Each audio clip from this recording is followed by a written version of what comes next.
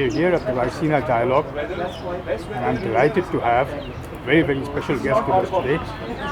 She's Dr. Victoria Panova, head of the BRICS Expert Council and Vice Rector at the HSC University, as well as the Russian W20 Sherpa.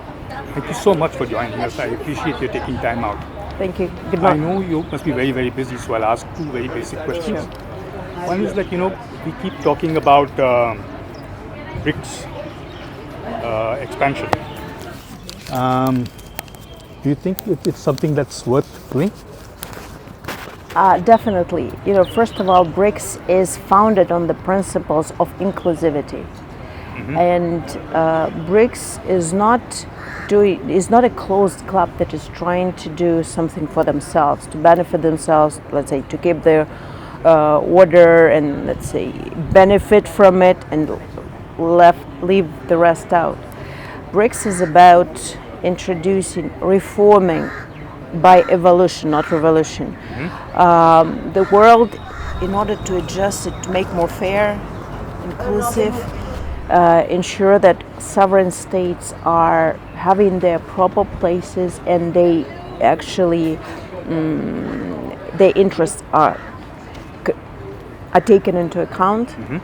And that is why this is their association of countries that initially is founded of the principles of openness to the world. And that is why there have been lots of discussions in the run-up to this expansion that we saw. But let's not forget that the first one took place almost right after its creation.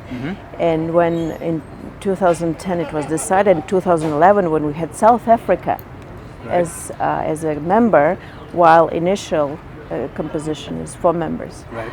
And so this was part of their DNA of BRICS, to ensure that different voices are heard and they are contributing to the new ideas that we're trying to elaborate in order to make the world better. Right?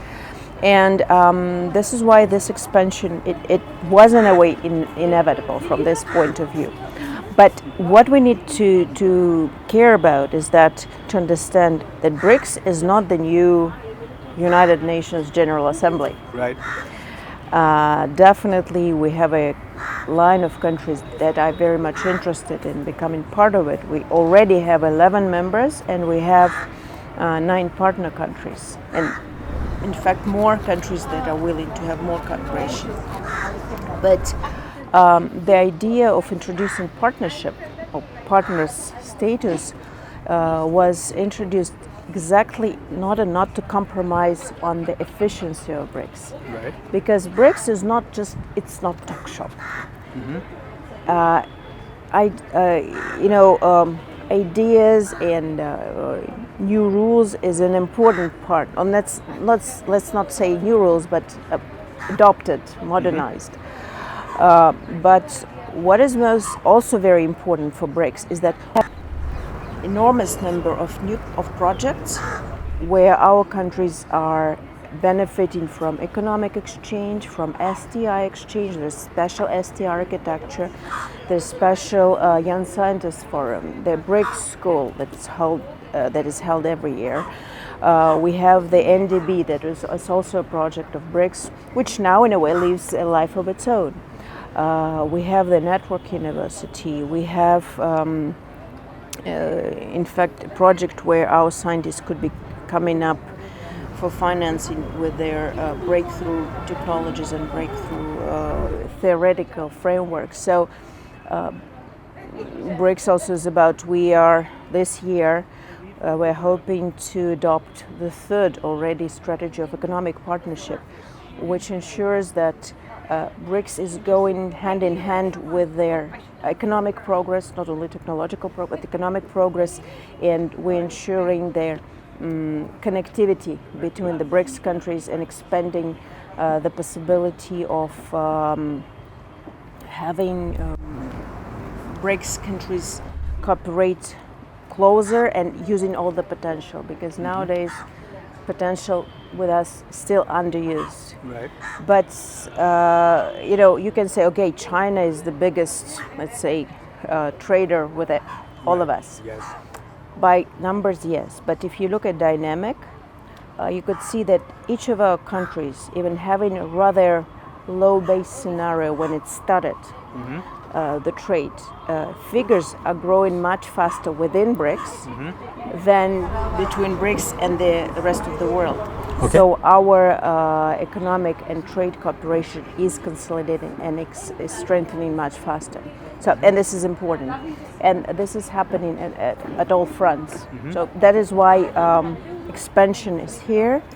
My personal opinion, we do have to pause and to secure their efficiency, but we have to remember that BRICS is a open to the world, it's an inclusive club, and it is there to make the life of our countries and the countries of the global majority better. So that's an ultimate idea. That's always a good thing. But yesterday there was an American gentleman who was sort of sneering at BRICS, saying BRICS works on consensus, right? Yes. So now he was sneering at BRICS, saying that there are, the more it becomes bigger, the more difficult it will be to arrive at any consensus. There will be so much pull pressures and pulls from various countries. He said it's not going to go anywhere. So that's the first part. That's one argument. And the second is that the touchy subject of Trump saying that I will put 100% tariff if you guys come up with the currency. What are your views on those two arguments? Well, first of all, the idea of consensus is exactly what makes the decisions much more laborious. That's true. Although I don't think that more members make it more difficult, because we already were quite diverse at the beginning. So having more members would just more or less the same. There are more people in the room, but otherwise we still have this different interests, and we still have to arrive at common denominator. Right. And that's what's happening. And since we never lost this ability to negotiate, and we always understand, as I mentioned earlier, with a critical thinking, we have to keep it always as back of our mind that we know our partners have different goals in some areas, Right. have different paths towards it, and we have to accommodate it. Also There's priorities. no ultimate truth. Russia is not an ultimate truth. China not an ultimate truth. India neither. None of us. And that is why we have to be finding the way where we all agree, and that's our strength. Because within the G7, they think the world should be thinking like they do. And then you lose critical thinking, you're no longer relevant for the world. That's true. And in BRICS, we don't lose it. And of course, there are divergences. Nobody's discounting, let's say, even that countries have. Now it's not just That's India and another China. issue. We have Ethiopia and Egypt. We have Iran and Emirates and Saudi And if you bring Pakistan, then India and Pakistan. Yeah, we don't have Pakistan at the moment. But I'm saying. Yeah, but as we saw in Kazan, the two leaders, Prime Minister Modi and President Xi, they agreed on some breakthrough. That's right. Yes. And so far, I'm seeing the improvement. So let's hope for them to be stable and ongoing. And but in fact, it was BRICS platform out for such bilateral, questions to be, if not resolved completely, but to make a headway. And I think this understanding, in fact, makes BRICS a strong actor. So I don't see anything, One more thing that I need to mention is that most of our Western colleagues, they keep presenting BRICS as a challenge, Right. as a threat. And it's interesting because none of the members are trying to position themselves as a threat. True.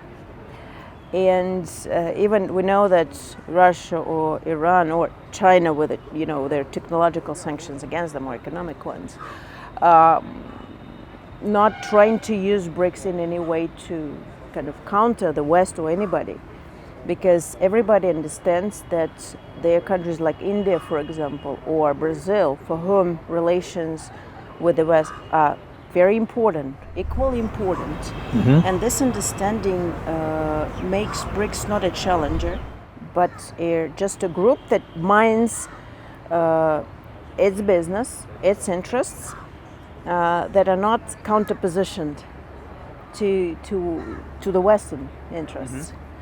Mm-hmm. And that is why it is always interesting to hear that, but they do regard us as a threat. Right. We don't regard ourselves as in a position or regard them as a threat, mm-hmm. but they do. And probably then you have to look for something, what is wrong with the part that looks for threats everywhere. Mm-hmm. That might be, psychological issue or the issue of I guess currency would be a threat.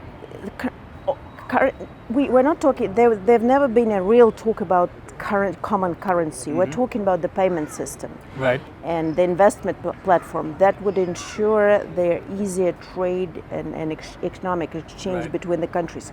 But that's each of us national interest, internal interest, yeah. And it's for us to change. And we were not the ones who, let's say, started using dollar as a weapon. We didn't want to get rid of it. Mm-hmm.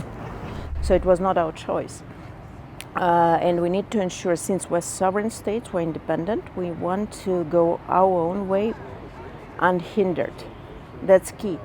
Probably if sovereignty and independence is seen as a threat, only in this case we are the threat. Right. But we don't mean that as a kind of, we as BRICS would like to live in peace and harmony with the rest of our counterparts, be it global South, global majority, or be it the West. In fact, we're open, all of us, each country is open for discussion, and I hope it will be finally understood that the world is not for the West. They are legitimate and equal part of it, but they are not the rulers. Right. So then it will be no contradiction. That's true. So you're more or less positive that things are going to go the right way, or do you see challenges ahead? We should have the G7 as a whole, the United States, Europe, start thinking constructively. As soon as they understand that they are not rulers, that they are equal partners with the rest of us, the easier the path will be. So I cannot respond for them, because in fact, I can tell you that we had during last chairship year, we had for our academic forum, civil forum, we had people from Western countries, from Europe, from United States, Canada coming, participating in there. So we didn't close down. Mm-hmm. I can tell you that some citizens understand it very well, but I guess it's time. We'll see how much the ruling class will respond to this understanding. So it's not for us to decide at the moment. Sorry, I asked you one more question than I said I would. I appreciate you taking time out, and I hope that some of the things you said will work out. Thank you so very much. Thank you. I appreciate this. Thank you. Thank you. That was Dr. Victoria Panova, head of the BRICS Expert Council from Russia, one of the foremost experts on BRICS in the world, talking to us about the agenda of BRICS, where not expansion is good. And she seemed to be fairly upbeat about BRICS as a rule. I do hope you enjoyed this particular show, and I look forward to seeing you again. Till then, this is Ramananda Sengupta signing out.